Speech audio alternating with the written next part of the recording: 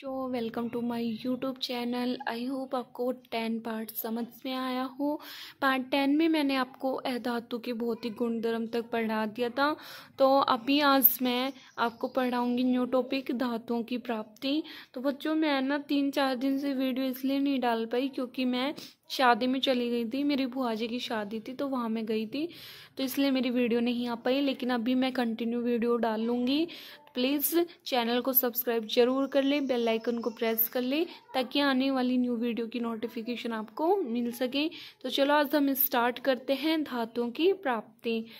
तो यहाँ पे देखो कि धातु किस किस तरीके से प्राप्त की जा सकती है, ये हम पढ़ेंगे। तो हमारे इसमें कुछ डेफिनेशन लिखी हुई है छोटी छोटी, पहले हम उनको देखेंगे। तो हमारी जो फर्स्ट डेफिनेशन वो क्या है? खनिज। पृथ्वी में प्राकृतिक रूप से उपस्थित तत्वों एवं यौगिकों को खनिज कहते हैं। जो प्रकृति में जो पृथ्वी में प्राकृतिक रूप से जो नेचुरली है उनमें जो उपस्थित तत्व होते हैं, प्राकृतिक में जो तत्व उपस्थित है जो नेचुरल ही है, उन यौगिकों को खनिज कहते हैं। आवश्यक हमारी सेकंड डेफिनेशन है वे खनिज जिनमें धातु अधिक मात्रा में पाए जाते हैं। जो खनिज होते हैं अगर उनमें धातु अधिक मात्रा में पाई जाती है, जैसे कोई भी खनिज है अगर उसमें धातु की अधिक मात्रा है और उन्हें निकालना भी आसान होता है, लाभकारी होता है, उसको हम ऐसा कहते हैं। थर्ड डेफिनेशन हमारी गैंग कि पृथ्वी से निकाले गए अवशेषों में रेत, मिट्टी आदि जैसी अशुद्धियां पाई जाती है, उन्हें गैंग कहते हैं। इसका मतलब है कि जो पृथ्वी से हम अवशेष निकालते हैं अगर उसमें कोई भी अशुद्धि पाई जाती है, जैसे रेत, मिट्टी आदि पाई जाती हैं, उन्हें गैंग कहा जाता है। हमारे यहाँ पे टॉपिक है कि धातुओं की प्राप्ति, कि धातु की प्राप्ति कैसे कैसे कर सकते हैं। यहाँ पे 3 पॉइंट है, इन तीनों को हम डिटेल से पढ़ेंगे। यहाँ पे हमारा फर्स्ट टॉपिक है अवशेषों का समृद्धिकरण। सेकंड टॉपिक है धातुओं का निष्कर्षण। थर्ड टॉपिक है धातुओं का परिष्करण। तो हमारा यहाँ पे फर्स्ट टॉपिक है अवशेषों का समृद्धिकरण। इसका मतलब क्या है कि अवशेषों को कैसे निकाल के उनको कैसे प्राप्त किया जा सकता है। तो यहाँ पे जो अवशेषों का समृद्धिकरण है वो अनेक विधियों के द्वारा किया जा सकता है। जैसे हमने कोई भी अवशेष निकाला और उसमें जो गैंग उपस्थित होंगी, जैसे रेत, मिट्टी, धूल उपस्थित होगी, तो हम उनको कैसे कैसे अलग कर सकते हैं। तो इसमें क्या दिया हुआ है कि अनेक विधियां हैं, जिसमें हमारे यहाँ पे जैसे कि फर्स्ट है पानी से साफ करके। इसका मतलब है कि पानी से हम धो के भी अलग कर सकते हैं। सेकंड है छान करके, कि हम अवशेषों को छान करके भी अलग कर सकते हैं। जैसे अगर हम किसी छलनी से छानेंगे तो जो रेत मिट्टी होगी वो नीचे अलग निकल जाएगी, तो हम उसको छान करके भी अवशेषों को प्राप्त कर सकते हैं। रसायनों का प्रयोग करके अवशेष में कोई भी केमिकल मिला करके हम उसको अलग कर सकते हैं। 4th नंबर पे है चुंबक, कि जैसे कोई भी अवशेष में, जैसे कोई भी रेत, मिट्टी, धूल या छोटे छोटे अगर लोहे के कण हो तो हम उनको चुंबक से चिपका करके अलग कर सकते हैं। अभी हमारा यहाँ पे सेकंड पॉइंट है धातु का निष्कर्षण, कि धातुओं को कैसे अलग करके प्राप्त किया जा सकता है। निष्कर्षण का मतलब है कि अलग करना, कि धातु को कैसे अलग किया जा सकता है। तो यहाँ पे ये जो सक्रियता श्रेणी दी हुई थी यहाँ पे मैंने लिखी है फिर से। तो जो सक्रियता श्रेणी है जिसमें ये अधिक क्रियाशील धातु है, इसमें क्या है? Potassium, sodium, calcium, magnesium, aluminium, ये हमारे अधिक क्रियाशील धातु होती हैं। तो जो अधिक क्रियाशील धातु होती हैं स्वतंत्र रूप से नहीं मिलते हैं, इनको विद्युत अपघटन करके जो अधिक क्रियाशील धातु होंगी, जैसे कि सोडियम, पोटेशियम, कैल्शियम, मैग्नीशियम, ये होंगी, तो ये जो होती हैं स्वतंत्र रूप से पृथ्वी पर नहीं मिलती हैं, इनको विद्युत अपघटन करके इनको प्राप्त किया जा सकता है। कि मतलब जो अधिक क्रियाशील धातु होंगी उनका विद्युत अपघटन किया जाता है, तभी वो हमें प्राप्त होंगी। जो मध्यम क्रियाशील धातु होती हैं जैसे जिंक है, एफिल आयरन है, पीबी लेड है, ये जो मध्यम क्रियाशील धातु होती हैं इनकी सल्फाइड ऑक्साइड कार्बोनेट के रूप में होती हैं तथा इनका कार्बन के द्वारा अपचयन किया जाता है। कि जो जिंक है, एफी है, पीबी है, इसका मतलब है कि जो जैसे कि ये सल्फाइड ZnS कार्बोनेट ZnCO3 ये सल्फाइड और कार्बोनेट के रूप में होती हैं और इनका अपचयन करके ये ऑक्साइड में परिवर्तित हो जाती हैं और जब ऑक्साइड बनता है तो उसका कार्बन के द्वारा अपचयन करके इनको धातु के रूप में प्राप्त किया जा सकता है। कि जैसे जो इनके सल्फाइड होंगे ZnS होगा, ZnCO3 कार्बोनेट होगा, उनको पहले हम ऑक्साइड के रूप में परिवर्तित करेंगे, फिर उसके बाद कार्बन के द्वारा अपचयन करके तो हम उसको धातु के रूप में प्राप्त कर सकते हैं। अब जो कम क्रियाशील धातु होती हैं वो उनको कैसे प्राप्त करें? जो कम क्रियाशील धातु हैं Hg, Hg, Au ये स्वतंत्र रूप से नहीं पाई जाती। इसका मतलब है कि इनको धातु के रूप में प्राप्त नहीं कर सकते। ये स्वतंत्र नहीं होते, ये कोई अभिक्रिया नहीं करती हैं। यहाँ पे हम देखेंगे पहले कि कम क्रियाशील धातु का निष्कर्षण। जो कम क्रियाशील धातु होते हैं जैसे Hg मरकरी होती है, Ag सिल्वर होता है, Au गोल्ड होता है। तो ये जो कम क्रियाशील धातु हैं ये कैसे अभिक्रिया करती हैं? तो देखो यह बहुत अनभिक्रिय होते हैं। इन धातुओं के ऑक्साइडों को केवल गर्म करने से ही धातु प्राप्त किया जा सकता है। मतलब जो कम क्रियाशील धातु होती हैं उनके जो ऑक्साइड होंगे उनको अधिक ताप पर गर्म करके उनको धातु के रूप में प्राप्त किया जा सकता है। तो यहाँ पे एग्जाम्पल दिया हुआ है Hg मरकरी का निष्कर्षण। सिनाबार क्या होता है?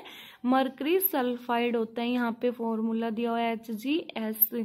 ये जो मरकरी सल्फाइड होता है पहले इसको ऑक्सीजन की उपस्थिति में अधिक ताप पर गर्म करेंगे तो पहले इसका ऑक्साइड बनेगा, फिर ऑक्साइड से हम धातु प्राप्त करेंगे। तो यहाँ पे देखो HgS प्लस में 3O2 ऑक्सीजन के साथ अब हम अभिक्रिया करवाएंगे तो यहाँ पे मरकरी ऑक्साइड 2HgO बनेगा। साथ में यहाँ पे सल्फर डाई ऑक्साइड भी बना है कि जो सल्फाइड है ये अलग होकर के सल्फर डाइऑक्साइड यहाँ पे बनाता है। तो अब देखो जो हमारा HgO बना है इससे हम धातु कैसे प्राप्त करेंगे? यहाँ पे देखो जो 2H जो है इसको अधिक ताप पर गर्म करेंगे। यहाँ पे क्या है? अधिक ताप पर गरम करके यहाँ पे हम धातु प्राप्त कर सकते हैं और ऑक्सीजन यहाँ से अलग हो जाता है। इसी तरह है Cu2S से Cu का निष्कर्षण। कॉपर सल्फाइड से कॉपर का निष्कर्षण के कॉपर को कैसे अलग करें? तो यहाँ पे दिया हुआ है 2Cu2S कॉपर सल्फाइड प्लस में 3O2 कॉपर सल्फाइड की ऑक्सीजन की उपस्थिति में अभिक्रिया कराएंगे तो यहाँ पे कॉपर ऑक्साइड बनेगा प्लस में सल्फर डाइऑक्साइड बाहर हो जाएगी। तो यहाँ पे जो कॉपर डाइऑक्साइड ये हमारा कॉपर ऑक्साइड बना है इसकी अगर हम वापस से कॉपर सल्फाइड के साथ अभिक्रिया करवाएंगे तो हमें कॉपर प्राप्त हो जाएगी। अगर हम कॉपर सल्फाइड की कॉपर ऑक्साइड के साथ अभिक्रिया करवाएंगे तो यहाँ पे कॉपर प्राप्त हो जाएगी। तो देखो यहाँ पे Cu2O प्लस में 2Cu2S की अगर हम अभिक्रिया करवाएंगे तो यहाँ पे 6 कॉपर प्राप्त होगा प्लस में सल्फर ऑक्साइड बाहर हो जाएगी। अब देखते हैं हम यहाँ पे मध्यम क्रियाशील धातु का निष्कर्षण कैसे किया जाता है। तो जो मध्यम क्रियाशील धातु होते हैं वो होते हैं Zn, Fe, Pb, ये सभी हमारी मध्यम क्रियाशील धातु होते हैं। इनको कैसे अलग किया जा सकता है? तो इसमें 2 पॉइंट है। पहला पॉइंट है यहाँ पे यह धातु या तो सल्फाइड या कार्बोनेट आयशक के रूप में पाई जाती हैं। जो मध्यम क्रियाशील धातु होते हैं या तो सल्फाइड के रूप में होती हैं या कार्बोनेट आयशक के रूप में पाई जाती हैं। तो इन धातुओं का ऑक्साइड से प्राप्त करना अधिक आसान होता है। इसका मतलब है कि मध्यम जो क्रियाशील धातु होती हैं वो सल्फाइड और कार्बोनेट के रूप में होंगी। जैसे ZnS हो गया, ZnCO3 कार्बोनेट हो गया, तो इसके रूप में ये पाई जाएंगी। जैसे सल्फाइड हो गया ZnS कार्बोनेट ZnCO3, इस तरीके से ये पाए जाएंगे। तो इनको अगर इनके ऑक्साइड के रूप में परिवर्तित करके ऑक्साइड से धातु प्राप्त करना अधिक आसान होता है। अभी यहाँ पे देखो, पहले हम सल्फाइड ऐशक से धातु का निष्कर्षण करेंगे कि जो सल्फाइड ऐशक होता है उससे हम धातु कैसे प्राप्त करें। तो यहाँ पे जो सल्फाइड ऐशक से धातु प्राप्त करने वाली विधि होती है भर्जन। तो यहाँ पे भर्जन क्या होता है, सल्फाइड ऐशक को वायु की उपस्थिति में, जो सल्फाइड ऐशक है उसको वायु की उपस्थिति में अधिक ताप पर गर्म करने पर ऑक्साइड में बदल जाता है। अगर ये ऑक्साइड में बदल जाएगा तो इससे धातु आसानी से प्राप्त कर सकते हैं। तो देखो यहाँ पे एग्जाम्पल दिया हुआ है ZnS प्लस में 3O2, यहाँ पे ZnO प्लस में 2SO2, मतलब कि यहाँ पे ये जिंक ऑक्साइड बन गया और यहाँ पे सल्फर ऑक्साइड बाहर निकल गया। तो अभी देखो हम यहाँ पे पहले पढ़ते हैं सल्फाइड और कार्बोनेट कैसे उसको ऑक्साइड में परिवर्तित करते हैं। तो जो सल्फाइड से अगर ऐशक से सल्फाइड ऐशक से अगर हम धातुओं का निष्कर्षण करेंगे तो यहाँ पे भर्जन विधि होती है, और कार्बोनेट ऐशक से धातु का निष्कर्षण करेंगे तो यहाँ पे निस्तापन विधि होती है। तो निस्तापन क्या होता है, कार्बोनेट ऐशक को वायु की सीमित मात्रा में, इसका मतलब है कि कार्बोनेट जो ऐशक होगा उसकी वायु की सीमित मात्रा होगी या अनुपस्थिति के बिना वायु के अधिक ताप पर गर्म करने पर ऑक्साइड में परिवर्तित हो जाती है। इसका मतलब है कि सल्फाइड ऐशकों के अगर अधिक ताप पर अभिक्रिया करवाएंगे वायु की उपस्थिति में तो भी ऑक्साइड बनता है, और कार्बोनेट ऐशक से धातु का निष्कर्षण करने में अगर कार्बोनेट ऐशक की वायु की अनुपस्थिति में अधिक ताप पर गर्म करेंगे तो भी यहाँ पे ऑक्साइड ही बनता है। तो देखो ZnCO3 यहाँ पे अधिक ताप पर अगर इसकी अभिक्रिया करवाएंगे तो यहाँ पे ZnO प्लस में CO2, यहाँ पे ये जिंक ऑक्साइड बन गया। तो अभी यहाँ पे जो भर्जन और निस्तापन विधियां हैं उसे हम धातु ऑक्साइड से प्राप्त कर सकते हैं। तो देखो कैसे कि जो हमारे यहाँ पे धातु ऑक्साइड का अपचयन होगा, ये जो मध्यम क्रियाशील धातु थे इनमें ऑक्साइड बना है भर्जन और निस्तापन विधि से, तो इनमें क्या होगा कि इनका अपचयन कराया जाएगा। तो देखो अपचयन क्या होता है, ऑक्सीजन को हटाना। अगर हम किसी भी ऑक्साइड से ऑक्सीजन को हटाएंगे तो अपचयन होगा।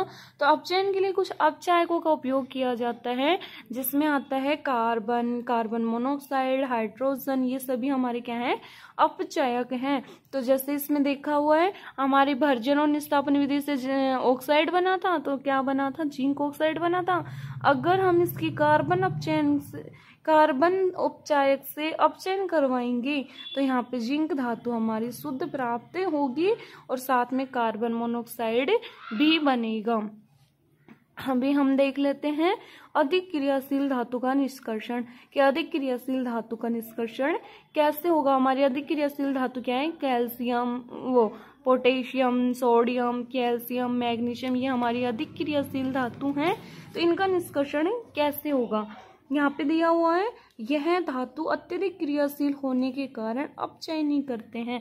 जो हमारी अधिक क्रियाशील धातु है पोटेशियम, सोडियम, कैल्शियम, ये अपचयन नहीं होता है इनका, क्योंकि ये अधिक क्रियाशील धातु होती हैं। इन धातु को विद्युत अपघटन के द्वारा प्राप्त किया जा सकता है। कि जो अत्यधिक क्रियाशील धातु होती हैं वो विद्युत अपघटन की विधि के द्वारा उनको प्राप्त किया जा सकता है। तो यहाँ पे एक एग्जाम्पल दिया हुआ है NaCl से सोडियम, Na का निष्कर्षण की NaCl से सोडियम धातु को कैसे अलग करें। तो यहाँ पे दिया हुआ है धातु कैथोड पर और क्लोरीन एनोड पर। इसका मतलब क्या है, यहाँ पे ये डायग्राम बनाया हुआ है। इसमें देखो ये जो NaCl का विलयन भरा हुआ है, ये NaCl का विलयन है। इसमें एक हमने एक ये बीकर लिया है, इसमें NaCl का विलयन भरा हुआ है। इसमें दो वो लगी हुई हैं, रोड लगी हुई है। जो एक रोड है वो हमारी है कैथोड, मतलब ऋणी आयन, और जो दूसरी है रोड है वो है एनोड, इसमें ये क्या है, धनायन। यहाँ पे एक बैटरी लगी हुई है तो देखो जो सोडियम होता है वो ऋण आयन यानी कैथोड की ओर आकर्षित होता है। इसका मतलब है कि जो प्लस आयन है वो कैथोड ऋणी आयन की ओर आकर्षित होगा और जो ऋण आयन है वो एनोड धनायन की ओर आकर्षित होगा। तो यहाँ पे क्लोरीन है जो ऋणायन है तो ये धनायन की ओर आकर्षित होगी और जो सोडियम है ये धनायन है तो ऋणायन की ओर आकर्षित होगा। इसी प्रकार से यहाँ से हम सोडियम धातु का निष्कर्षण कर सकते हैं। सोडियम धातु हमें प्राप्त होती है। तो आई होप बच्चों आपको वीडियो पसंद आई हो। वीडियो को लाइक करें, कमेंट करें, शेयर करें। प्लीज़ चैनल को सब्सक्राइब जरूर कर लें। मिलते हैं न्यू टॉपिक पर न्यू वीडियो में। तो अभी हमारा नेक्स्ट टॉपिक होगा धातु का परिष्करण। मैं आपको अभी नेक्स्ट वीडियो में पढ़ाऊंगी धातु का परिष्करण की धातुओं को कैसे और प्राप्त किया जा सकता है, उनका परिष्करण उनका शुद्धिकरण कैसे किया जा सकता है। तो मिलते हैं न्यू वीडियो में। प्लीज़ चैनल को सब्सक्राइब जरूर करें।